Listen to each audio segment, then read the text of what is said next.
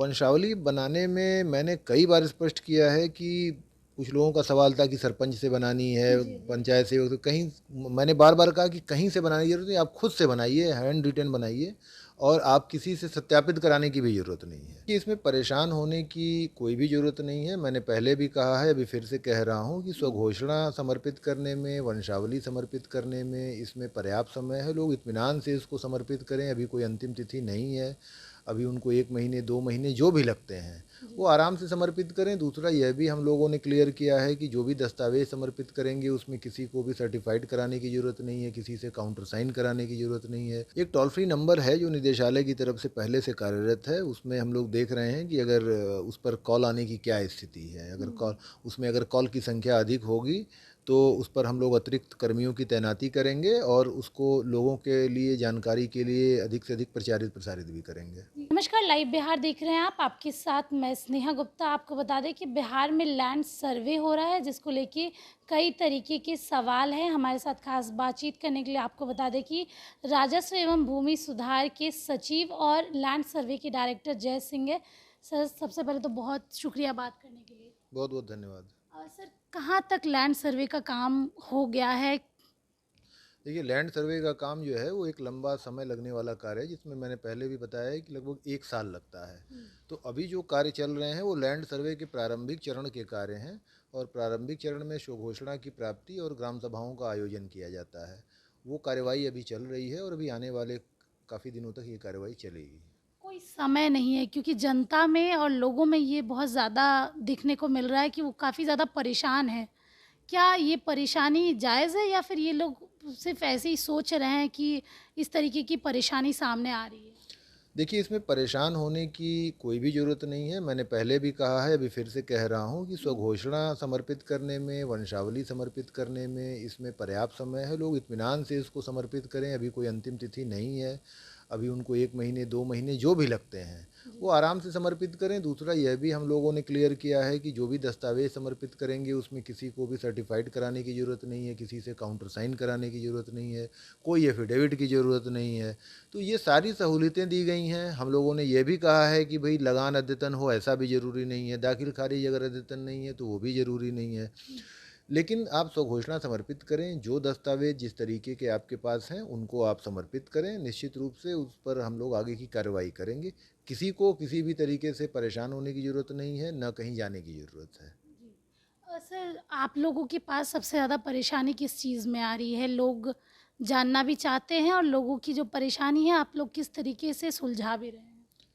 अभी जो सबसे बड़ी जानकारी आ रही है संज्ञान में विभाग के, वो ये है कि बहुत सारे लोग अपने दस्तावेज़ों की प्रतिलिपियों के लिए जिला में और अंचल कार्यालयों में जा रहे हैं। जबकि हम लोगों ने विभाग की तरफ से बार-बार ये बात कही है, विज्ञापन भी प्रकाशित किए हैं कि जितने भी राजस्व के रिकॉर्ड हैं, वो अधिकांशतः आज के समय में स्कैन होके ऑनलाइन उपलब्ध हैं। तो कोई भी व्यक्ति उस ऑनलाइन प्रति को डाउनलोड करके प्रिंट कर सकता है और उसके आधार पर स्वघोषणा के साथ अटैच करके उसको समर्पित कर सकता है। उसमें उसको अंचलों में जाने की या जिला के अभिलेखागार में जाने की भी आवश्यकता नहीं है। सर, स्व घोषणा पत्र के लिए क्या मालगुज़ारी अपडेट कराना ज़रूरी है? नहीं, मालगुजारी अपडेट कराना ज़रूरी नहीं है, अगर पुरानी रसीद भी है तो वो भी मान्य होगी। सर, सबसे ज़्यादा सवाल एक ये भी है, जिस तरीके से पहले मौखिक तौर पे ज़मीन की लेन-देन होती थी, उनके पास कोई कागज़ात नहीं है, कई सालों से उसी ज़मीन पे रह रहे हैं, वो लोग क्या करें? वो लोग भी स्वघोषणा समर्पित करें। अगर मौखिक तौर पे ज़मीन के का बदलैन हुआ है और वर्तमान में शांतिपूर्ण दखल कब्जा है, किसी का कोई विवाद नहीं है, कोई आपत्ति नहीं है, तो इसको भी कागज़ पर लिख करके समर्पित करें। उसके पश्चात जब उसका परीक्षण करने का समय आएगा, ऐसे 6-7 महीने बाद, तब फिर उस पर विचार किया जाएगा। अगर वर्तमान में कोई दस्तावेज नहीं है, तो उस तरीके से स्वयं हस्तलिखित करके ही इस चीज़ को समर्पित करें।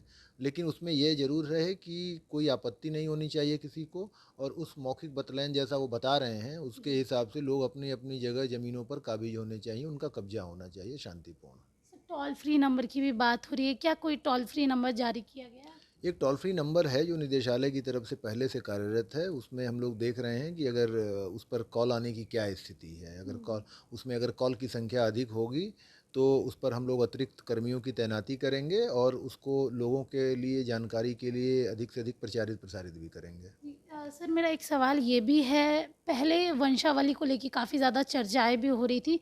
वंशावली बनाने में दिक्कत भी लोगों को आ रही है, वैसे लोग क्या करें? वंशावली बनाने में मैंने कई बार स्पष्ट किया है कि कुछ लोगों का सवाल था कि सरपंच से बनानी है, जी, जी। पंचायत से, तो कहीं मैंने बार-बार कहा कि कहीं से बनाने की ज़रूरत नहीं, आप खुद से बनाइए, हैंड रिटेन बनाइए और आप किसी से सत्यापित कराने की भी ज़रूरत नहीं है। हुँ। तो मुझे नहीं लगता कि इसमें कोई दिक्कत होनी चाहिए। अपनी वंशावली बनाने में अगर लोगों को दिक्कत आ रही है, तो दिक्कत का अगर कोई तकनीकी पहलू है तो वो बताएँ।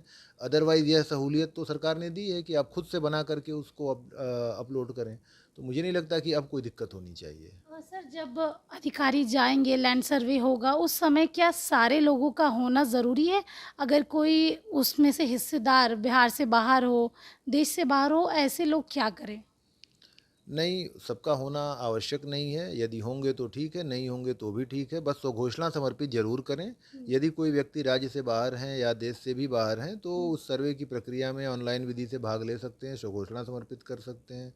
आगे जब ज़रूरत पड़ेगी तो दावा आपत्ति भी कर सकते हैं। तो ऐसे लोग जो वर्तमान में नहीं हैं, उनको भी चिंता करने की आवश्यकता नहीं है। बस वो स्वघोषणा और जो आवश्यक कागज़ात हैं, वो ज़रूर अपलोड करें, वो समर्पित करें। सर मेरा आखिरी सवाल ये रहेगा क्योंकि लोग काफ़ी परेशान हैं, आप अपनी तरफ से लोगों को क्या कहना चाहेंगे? क्योंकि काफ़ी अफ़रा-तफ़री का माहौल बन गया है, ज़मीनी विवाद भी हमेशा इसी का कारण रहे हैं और लोग लगातार पूछ रहे हैं कि सरकार हमारी ज़मीन ले लेगी क्या? हम काफ़ी समय से रह रहे हैं, सबसे बड़ा सवाल तो यही है। मैंने पहले भी स्पष्ट किया है कि सरकार किसी की ज़मीन लेने नहीं जा रही है। जी। इसलिए लोगों को चिंता करने की कोई आवश्यकता नहीं है। बस शांतिपूर्वक इस सर्वे की प्रक्रिया में शामिल हों और जो आपका दायित्व है, जैसे स्वघोषणा समर्पित करना, वंशावली समर्पित करना, जो दस्तावेज़ प्रकाशित हो रहे हैं उनको देखना, इन सब चीज़ों में भाग लें, ग्राम सभाओं में भाग लें। यदि कोई आपको कन्फ्यूज़न है, कहीं कोई परीक्षा है तो आप उसको पूछें। लेकिन किसी भी तरीके से पैनिक होने की या घबराने की कोई भी आवश्यकता नहीं है। ये सारी कार्रवाई लोगों के भले के लिए, उनके लैंड रिकॉर्ड को अपडेट करने के लिए ही की जा रही है। तो पूरी तरीके से विभाग जो है लोगों की समस्याओं को भी सुन रहा है और उन समस्याओं के आधार पर हम लोगों ने कई सारी तब्दीलियां भी की हैं। हम लोग बार-बार विज्ञापन प्रकाशित कर रहे हैं कि भई सत्यापित प्रतिलिपियों की कोई आवश्यकता नहीं है, शपथ पत्र की कोई आवश्यकता नहीं है। तो इतनी सहूलियतें दी गई हैं, उसके पश्चात भी अगर लोगों की कोई परीक्षा होगी, कोई इस तरीके की शंका होगी तो आने वाले समय में विभाग जो है उसको दूर करेगा और निश्चित रूप से लोगों को कोई असुविधा ना हो इसका पूरा ख्याल रखा जाएगा। तो देखिए, जिस तरीके से लोग परेशान थे, अब वो परेशानी दूर होते हुए नज़र आ रही है। टोल फ्री नंबर जारी कर दिया गया है, जिसकी जानकारी आपको जल्द ही मिलेगी और परेशान होने की बात नहीं है। अगर आपको कोई भी समस्या आ रही है, आप पूछें, ऑनलाइन आप आवेदन भी कर सकते हैं और ऑनलाइन सारी चीज़ें मौजूद हैं। आप बने रहिए हमारे साथ, तब तक के लिए बहुत-बहुत शुक्रिया।